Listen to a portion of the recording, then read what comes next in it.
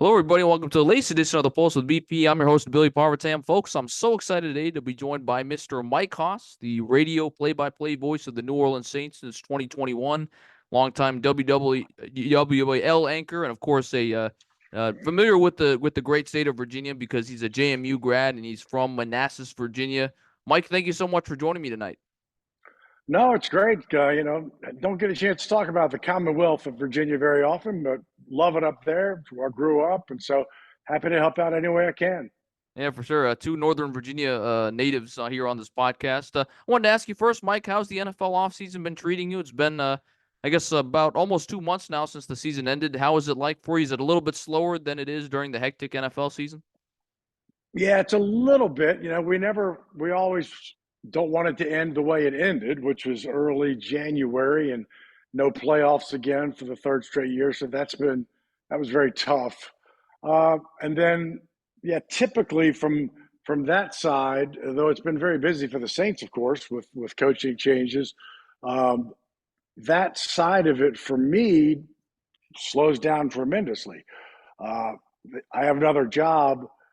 I'm the media relations manager for the renovation here at Caesars Superdome where we're speaking. And so they literally go from the football field to the renovation the next day. So one job slows down, one job increases the pace immediately as we're working towards the 2024 season and the 2025 Super Bowl. So as soon as the Super Bowl ended, we became kind of what they call on the clock, so to speak. So it's been a crazy time. But yes, from a Saints radio play-by-play aspect, it has slowed down. I wanted to ask, I mentioned you were named the voice of the New Orleans Saints in 2021. How did this opportunity open up? And man, you're one of 32 guys calling radio play-by-play for an NFL team. Well, you are speaking to just the most fortunate, luckiest human being in the history of radio broadcasting, any broadcasting, because you're right. I mean, I was in your shoes, and back in, the, in that time of college, you kind of went radio. I could go play by play, radio play by play, or kind of the local sports anchor TV, because we didn't have ESPN 3 plus. We didn't have 1,000 opportunities. ESPN itself was just coming out. And so you kind of had to go one or two routes. And so I went the television route in Harrisonburg, Charlottesville, Oklahoma, Texas, and then here in New Orleans. The voice of the Saints for 30 years was a guy named Jim Henderson. So we were both the television team at WWL TV, the CBS affiliate. He was the sports anchor. I was his weekend guy. So I was kind of a part of it, watching him. We did the preseason games. When he retired in 2017, I was up for the job at that point, which again was a kind of a lark. I mean, I hadn't done play-by-play in almost since my college days. And then Zach Streif got into it somewhat late, and Zach's a friend of mine, great guy. He was kind of the right choice, I believe, at the right time for them and the station. He and Deuce McAllister, teammates. So I figured that was it, right? I mean, at my age, to get one shot at the apple, one bite at the apple was rare. And then Zach decided to go into coaching for the 2021 season. So I got another shot at the apple, another bite. That's insanity. So I'm just very fortunate. I've had good support of the people here in New Orleans. Was I the most qualified and the best play-by-play voice for them at the time? No, but they wanted somebody that had already kind of community tie-in as well. There are certainly better, more qualified play-by-play guys, but I had 30 years in the market, and so all told, uh, I got the opportunity and tried to make the best of it, the most of it, but just very very fortunate to have great support. That's awesome to hear. And I was going to ask you, I mean, any great memories stand out from your first two seasons as the Saints broadcaster? I mean, you kind of came in, after Drew Brees retired, so you really had a chance to kind of usher in this new Saints era. Right, it was tough, right? Because I my first year was the no Drew Brees era, right? And then we had Sean, And in my second year was the no Sean Payton era. And in my third year, we had was the Dennis Allen. We're trying to. So it's always been these new eras, new eras. This will be the first time without Pete Carmichael since 2006 as a quarterbacks or offensive coordinator. I'll tell you the weirdest part was the challenging part was 2021. So get the job, get it kind of late in July, training camp, and then August 29th, Hurricane Ida hits. So before we do we're trying to prepare for Baltimore in a preseason game, and everything's kind of chaotic. And then the first regular season game is moved to Jacksonville. The team was gone for 5 games, so I didn't lay eyes on the Saints for a month and a half. So you're trying to learn 90 players to begin with. You're not at practice because they're in Dallas. I'm living in a house in Mississippi with 26 other people, 4 dogs, 2 birds. So it's like, people say, well, what was it like to begin with? I couldn't tell you. It was a chaotic, challenging time, and I'm not complaining. We were very lucky. People lost their homes. It was just a very, very tough time. And so, yeah, we've, 9-8, 7-10, 9-8, 8-9. It just hasn't really been what they had hoped it would be. It's very close to the playoffs in 2 of those 3 years, but we're spoiled. 13-3 was normal for us, right? And so we're like, wait, we're just like every other team, new coach, new quarterback. So it's been challenging. They've had some great moments, but overall, it's been very, very challenging for this team to find some consistency, especially when you compare it to Drew Brees and what they had. And I wanted to ask you about a couple of Saints coaches and players you've had to cover, and if you can share a great story about them off the field or a great moment that you've seen them do on the field, please do. I want to start off with Sean Payton. You mentioned you overlapped with him for a year. He's one of the most brilliant offensive coaches in the game, and unfortunately, he left the Saints, but now he's back in the game, which is good for all of us fans with the Denver Broncos. Right, Sean's a Bill Parcells tree guy, right? So he loves control. He doesn't dislike the media. You talk to Sean off camera and have some conversations. I would say and Sean would say this too. I don't think this is a private story anymore.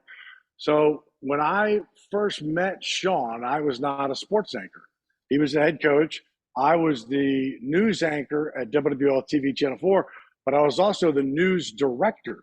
I was an interim news director at the time because they had left, and so they appointed me news director, but I was still anchoring newscasts. So I had done the 5 o'clock news, and this is, Deshaun was going through a divorce with his wife. It was very public. She was moving to Dallas. They had, the television, we covered it a lot, right? We were on the street at his house, it was just kind of typical. And so the final day was the moving trucks moving his wife and stuff away, and we shot it, visually as a story. It wasn't a big deal. It was 30 seconds. This was the end, right, of their personal lives, and it is tough. And so I got off the news set at 5 o'clock. I've never met Sean Payton in my life, and they said, Coach Payton's on the phone for you. And I'm like, what? Like, what? I thought they were just joking me. So I went to my office, picked it up, and Sean was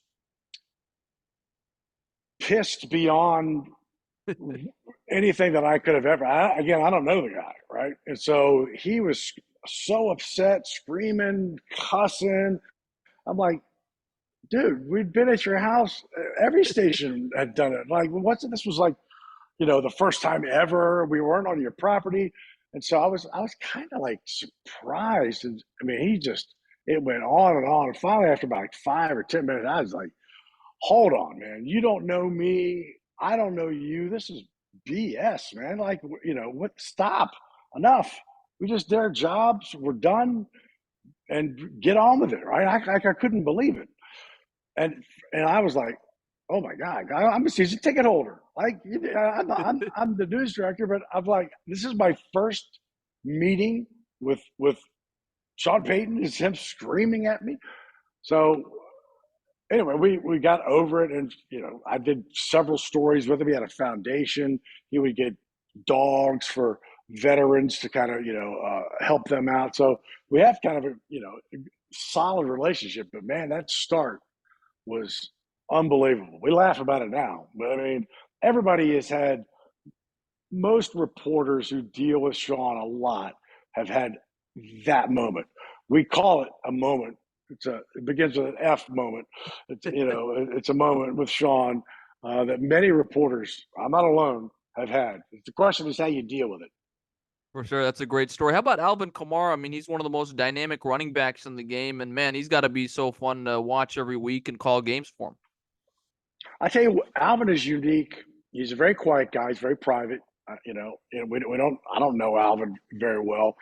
What always impressed me about Alvin was one, how did everybody not see that what the Saints saw, even to trade up in the third round? I mean, think of the players that went beyond Alvin. I was like, and there are always players like that. Marcus Colston in '06, seventh rounder. The thing that impressed me about Alvin was that the Saints would tell me stories. So when they had a pro day where they flew to Tennessee, to Knoxville, to visit with Alvin, and they said what blew them away was his just overall knowledge and education of the game, and his just smart. And he's just a smart kid, but he impressed them so much with his knowledge of the game and how quickly he could pick up the offense.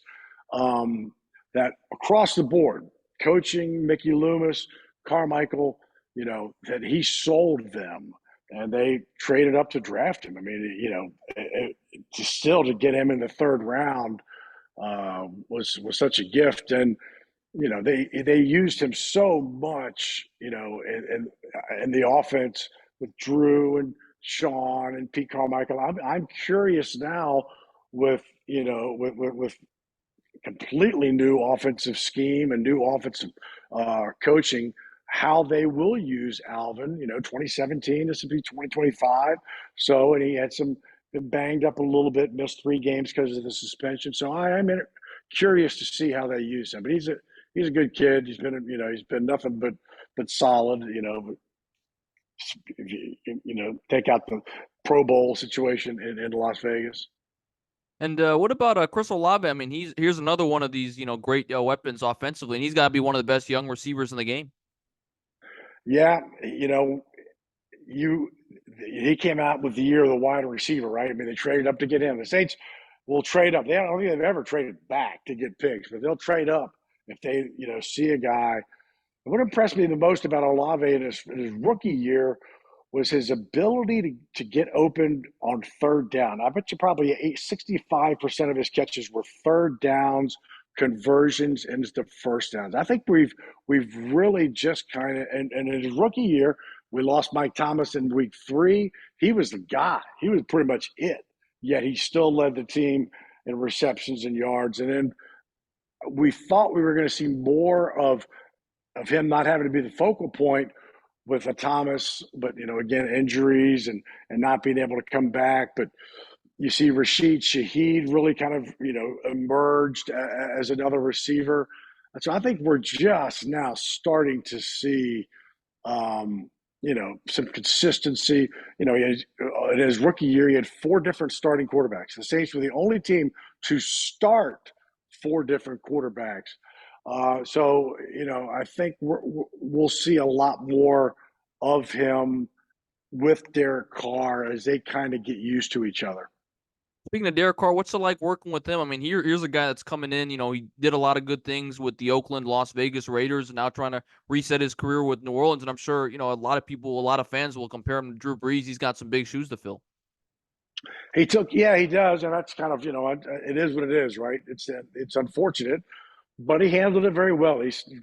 Derek says he came in, he took the heat.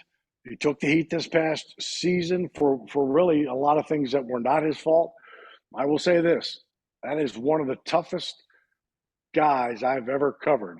I mean, to where he was injured and how he was injured in those games, to come back the following week, didn't come back that game, but he did come back the following week to start. And the way he finished, probably 4 of his last 5 games, right around 70% completion rate.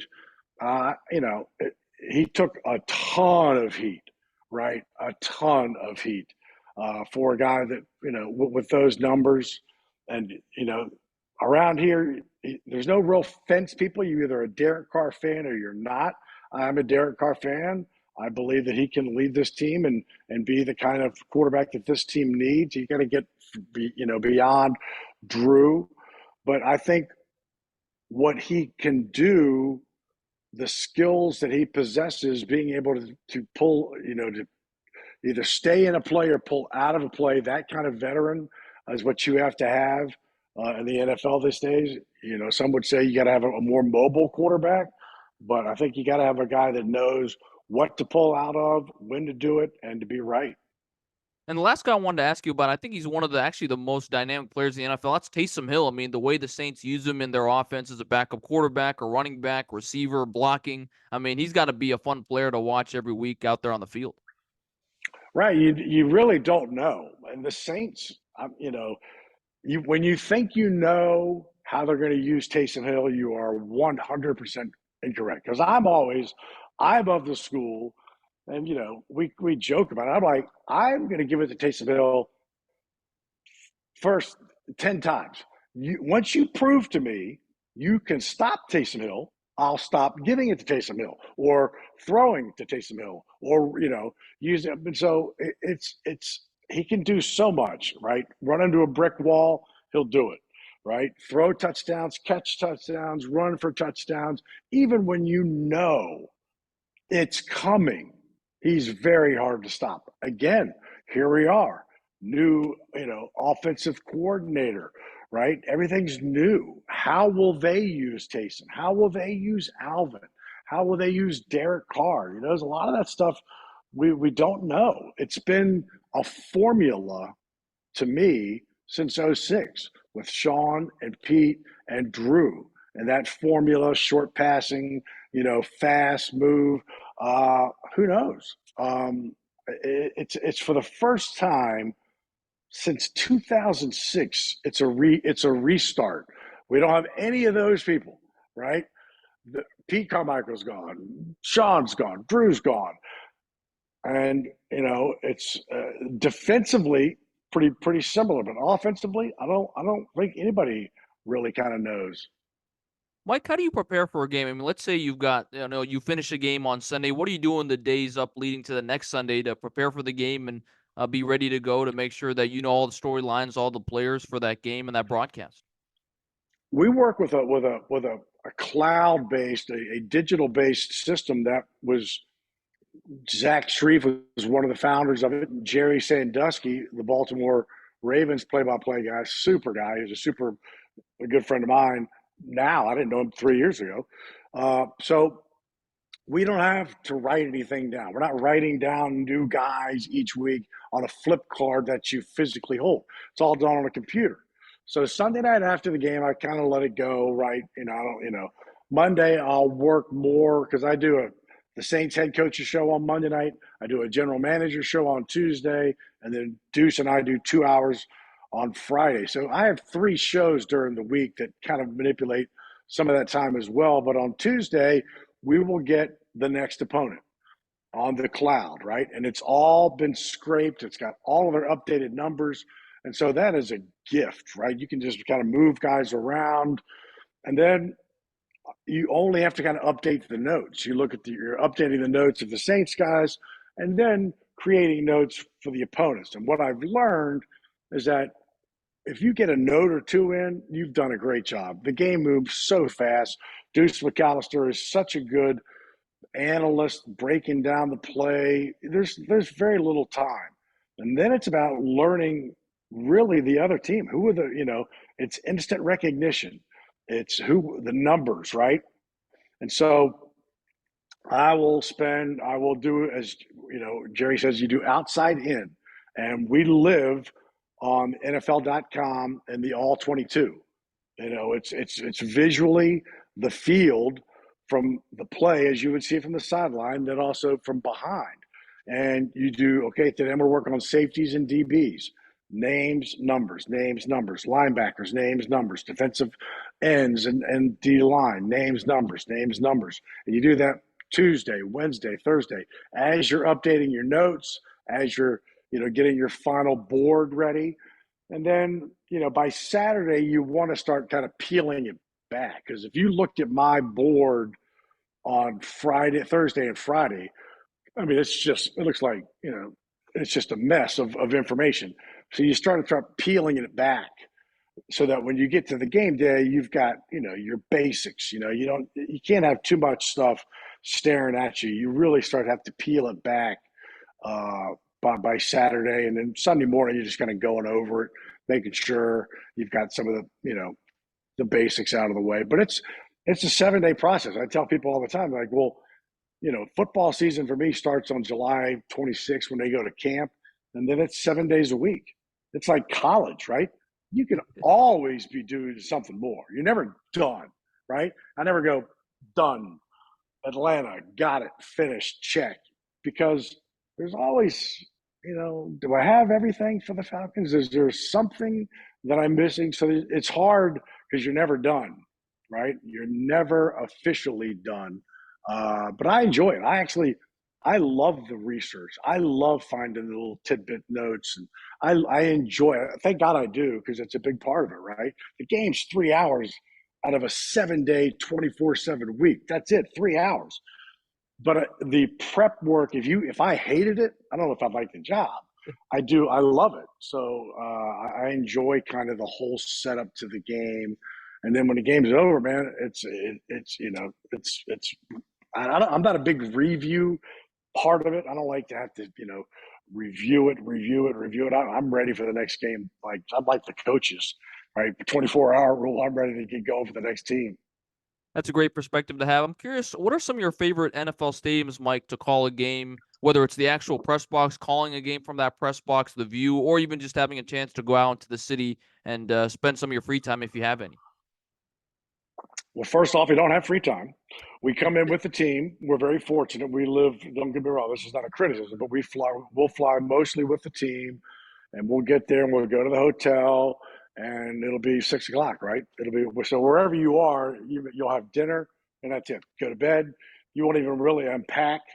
And so I'll take my suitcase to the press box with me the next day, right? Because we get right back on the team. So the actual time that we spend in the cities is very, very small. And you have dinner, and you're working on the game, and that's about it.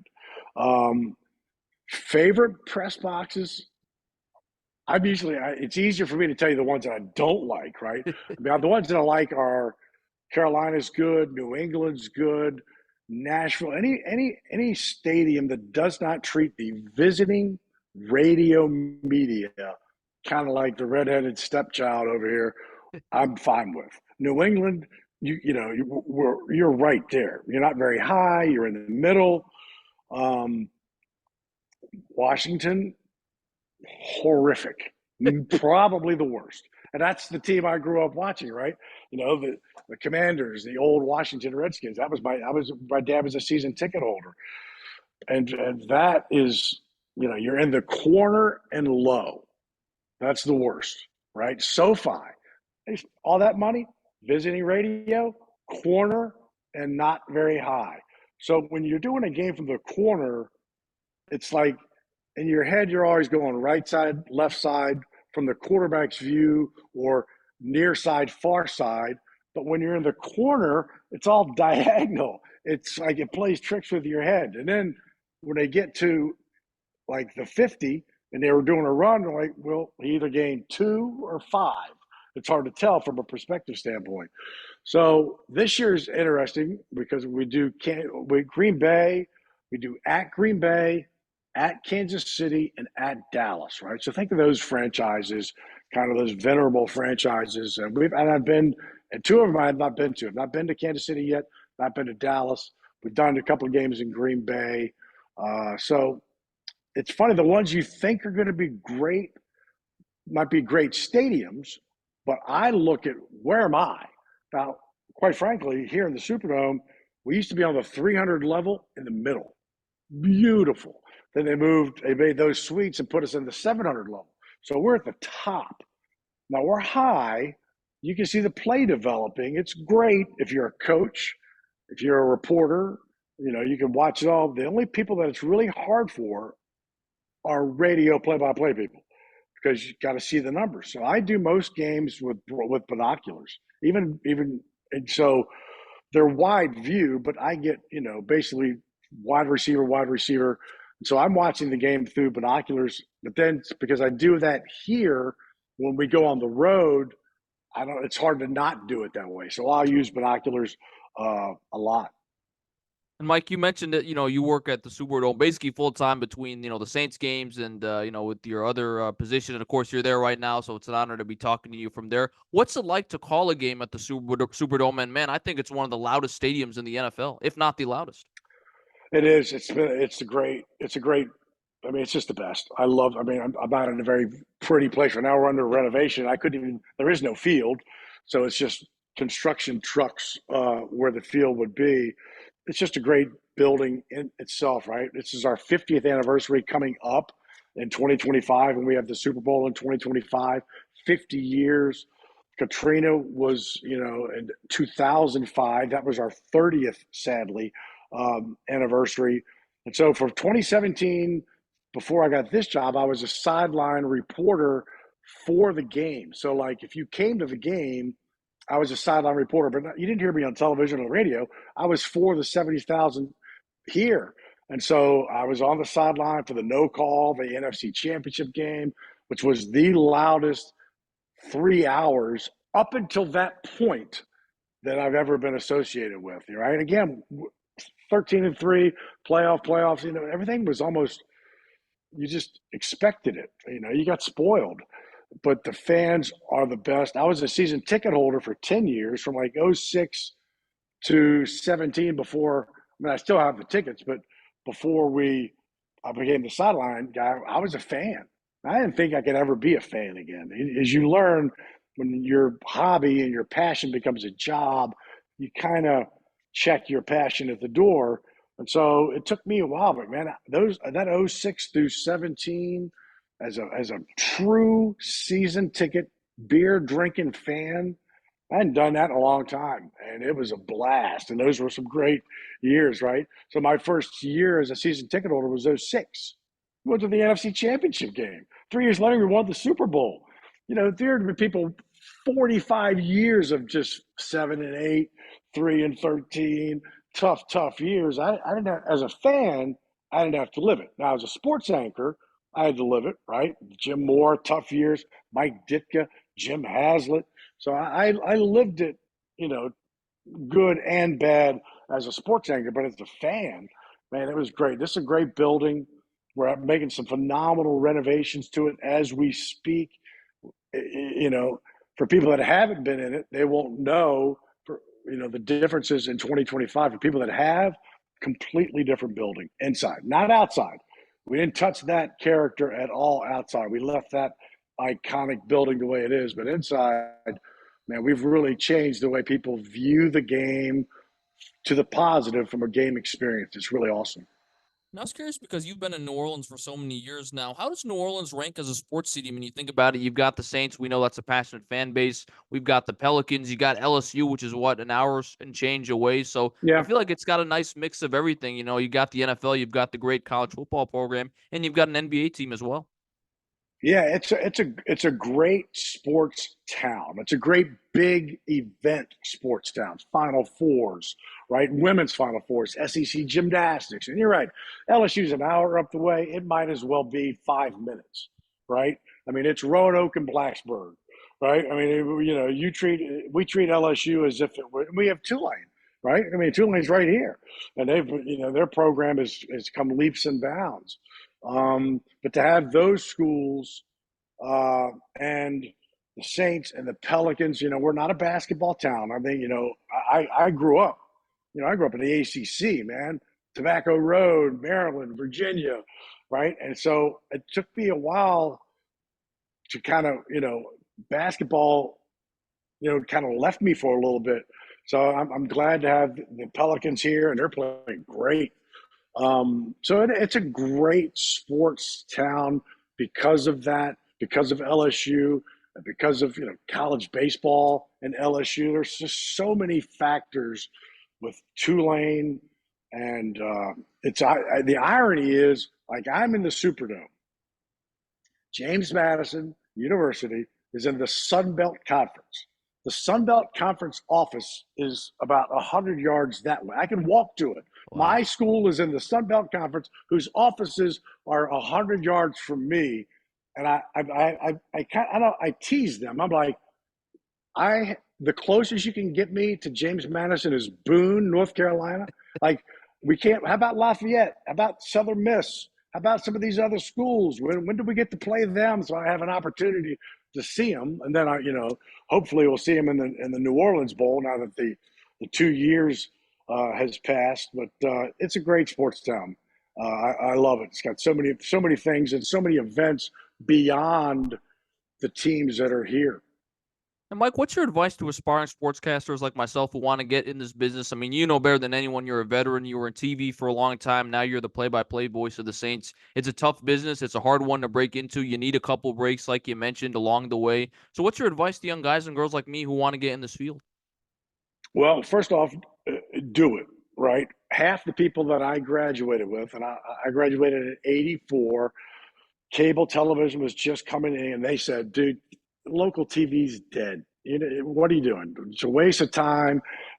Cable's going to take away local television. It's over. What are you doing? And so they went, I'm not going to do it. I'm going to go do this for a couple of years, then I'll come back to it. They never do.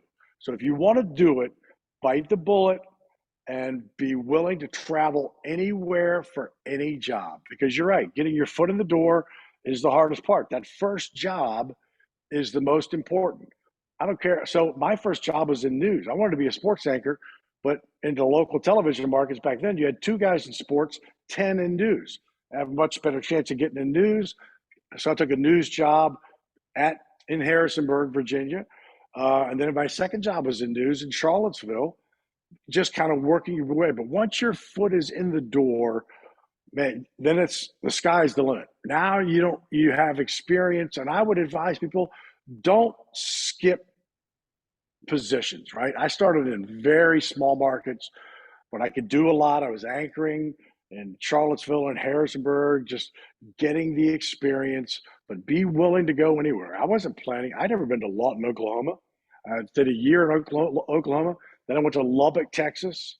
And then I came here. I'd never been here before I'd been here. This was all supposed to be a step back towards Washington, D.C. I don't know, that was 30 some years ago. I got married, had kids, life became life. But and people will tell you now, what are you doing? Local TV or radio, your MMJs, you're doing, people aren't going to be, they don't watch the news anymore. They get all on Twitter. And it will be different how people digest the news, but they still want the news. You may have to do it differently. We may be doing it like this on Twitter one day or X or Instagram. They'll still want it, but you have to evolve with whatever technology is out there. You can't fight it, and just be willing to move, because if you're willing to and be willing to do it all, shoot, edit, do it all, because it makes you a better reporter. I shot all my stuff and edited all myself first 3 jobs. And so I didn't like it. I didn't want to do it that way, but it made me a better reporter because I saw the story through the lens like my photographer did. And so I just, don't skip steps. Don't worry about the money. Take any job, get your foot in the door, and then, good things will happen. That's a great piece of advice to have. Mike, you've been so gracious with your time. I have 2 final questions for you. My first one is I wanted to talk about, your roots to Virginia. You mentioned that you're from Manassas. You graduated from JMU. You grew up in the Washington, D.C. area.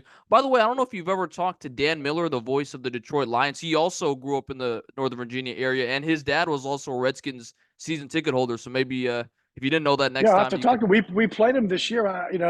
Sometimes we do the play-by-play guys will hook up the week before. But I'll have to check on that. No, I didn't know that. I know, most of the guys I know, Steve Buckants, the JMUers, most of the JMU people went to DBJ, in Roanoke. It was like a pipeline. Um, so I'm sorry, I forgot your question now. Well, I was just gonna, and I was mentioning that I thought that was pretty cool. You got two NFL radio play-by-play guys from DC. Their dads were Yeah, Redskins season ticket holders. But I wanted to ask, what yeah. does that area mean to you? I mean, I know you've been in New Orleans for a long time, but you grew up there. You mentioned it's probably where your love of sports first came about. You're a JMU grad, so I'm sure even though you've been in New Orleans all these years, Virginia and the DC area still carries a large piece of your heart. Well, I love the Commonwealth. I mean, I take so many things for granted, right? So I lived in Manassas. Washington D.C. right there, Virginia Beach 3 hours away, the mountains an hour away. Then I went to college in the Shenandoah Valley. I took skiing as a class at Massanutten. It's the prettiest state and the most versatile state, I think, and I've lived in many. And I don't get back there enough. Louis, every place has their own kind of intrinsic beauty. Lubbock was very flat, but it had a beauty to it. New Orleans is the swamps and lagoons, and it has its own beauty. But man, Virginia has it all, right? You want beaches, you want mountains, you want flatlands, you want, uh, I went back there recently and we drove, right? And I could have driven any of the interstates. I didn't. I was like, give me on the back roads, right? I wanted to take the back roads, just to kind of, I just loved it. It's a great state. It really is. My final question for you, Mike, again, you've been so gracious with your time, is as you reflect on your career, are you pretty content with how it's played out? I mean, you did TV for a long time. You're now working in kind of management, working with the Superdome. You're now 2 years, 3 years into the voice of the Saints. Hopefully, you've got a good long run there. So, as you reflect on your career, is there anything you wish you could have done? Maybe you could have tried this avenue out, or all being said, pretty happy and content with how it's gone and looking forward to what's to come? No, I'm happy. I don't know. I mean, I don't know if that would change anything, right? I mean, if you the key is that none of this was in the plan, right? And in 2017, I left. I'd done like 30 years of local TV, and I was like, I was kind of burnt out. And a buddy of mine in Virginia had started a company, and he wanted me to be his communications director, and I said, sure, right? And so that was kind of the plan. I was gonna, none of this was the plan. So that didn't work out as we had hoped. The company's a great company, um, but I stayed here and I started my own video production company, Hoss Communications, for a couple of years from 2017. I still have it, but it was like that's how I earned a living for 2 years, and that was unbelievably hard. Unbelievably hard. You should never be like 56 years old and go, okay, I have to go eat. I mean, I have to go kill to eat, right? After 50 years of having a paycheck. It was hard. And so, and then I got Doug Thornton, the general manager here of the Superdome, offered me the job as the spokesperson for the renovation, and that turned into the media relations job here. And so that was awesome. And so that was never in the plan. And the radio job came along in 2021. So none of this was in the plan. So yeah, I wouldn't do it any differently. It's just kind of how it's all played out. Now the renovation will be over at some point, and that'll, I don't know what will happen with this job and the radio job. I preciously hold on to as long as I can because I do love it. So no, and that's part of your world as a broadcaster. You don't know. I will say everything's different now. Corporations, broadcasting or not, they don't want 30-year people anymore, right? Give me your best 5 to 7, and then you are making too much money. You move on. So you got to be kind of adaptive to that. But I wouldn't change anything. But if you'd have told me 10 years ago, I would have three basically full time jobs. Looking over the edge at retirement, I'll be like, are you? No, right? And so, but I love the jobs. And so that's the difference. If I didn't love all three of these jobs, I wouldn't do it. And so, and as you get into the broadcasting world, do what you love. If it's writing, if it's producing, if it's editing, if it's shooting, whatever it is, if it's anchoring, if it's reporting, if you don't love it, you're going to hate it because the broadcasting world is very demanding. 365 all the time. It's more demanding now than when I started. It's more demanding now than when I left. But if you're willing to do it and have the skills, you can do it. Don't listen to what they're telling you about what's going to happen 10 years down the road. Just do it, enjoy it, and be adaptive and see where it takes you. That's a great perspective to end on right there. Mike, thank you so much for your time. It's been so fun getting to catch up with you, hear all the great stories you have, the great piece of advice you have. Thanks so much. It's been such a blast talking to you. No problem. A lot of time I say this in closing, and there's a good friend of mine, Bruce Atkinson, he's about as big a hokey as you can get. In fact, one of my co-anchors, Hoda Kotb, we co-anchored here at Channel 4. It was a Virginia Tech. I give her we a lot of hard times about our James Madison and Tech, but that is I've never. It's been years. I did it. Been to a game. I want to go to it. I got to be there for that pregame. Wow. Right? I watch it on television, and I'm like, that's my bucket list type stuff. And how? Because I've been gone 30 years, right? It wasn't like that 30 years ago, by the way, right? And so that is on my bucket list. I got to be there in Blacksburg, for a nighttime Saturday night televised game. I don't care who it's against, but man, that atmosphere looks just unbelievable.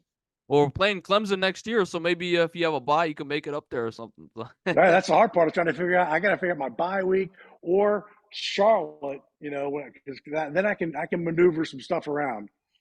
For sure. Well, thank you so much to Mr. Mike Haas, the play-by-play voice of the New Orleans Saints, longtime WWL TV anchor, for joining me on the latest edition of the Pulse with BP. I'm your host, Billy Parvatam. We thank you, everyone, for joining us, and we'll see you next time.